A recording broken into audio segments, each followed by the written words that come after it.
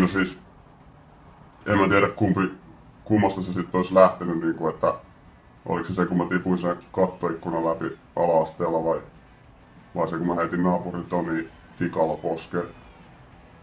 Mutta kyllä mä pakko tässä kumminkin yrittää. No siis Annikalla oli sellainen ken, jonka se tukka oli maalattu sen päähän, mutta sitten mun parpit ei saanut koskaan käyttää sitä.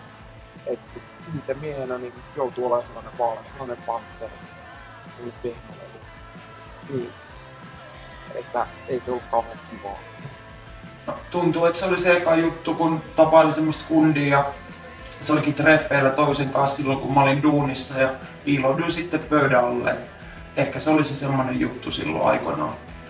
No, päivä kerrallaan yritetty mennä, mutta eipä tässä oikein mitään ollut näköpiirissä sen homman jälkeen. Nuorempana mun sisko varasti mut tosi paljon kaikkia tavaroita ja yhtenä päivänä se oli varastanut multa huulipunan ja mä kävin sitten hakea siitä huoneesta sen huulipunan ja kirjoitin sitten siitä matkalla sillä huulipunalla vuorosen oveen ja kun se huomasi sen, niin se veti mua tosi pahasti turpaa ja kylki sen huoratekstin mun pitkiin vaaleisiin hiuksiin. Täytyy sanoa, että vitutti, kun se Saipa ja Kärpät matsikin meni niin päin helvettiin epäreilun tuomaripelin takia.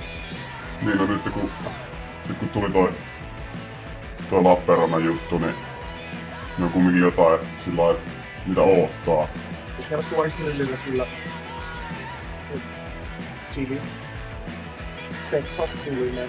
Elokuussa niin siellä KC-festeillä sitten. Kerrankin Saipa pelannut. Se oli hyvä. Ei tullut jotenkin hyvä mieli niiden tuomareiden linjasta. Niin, aion kyllä käydä siellä grillillä.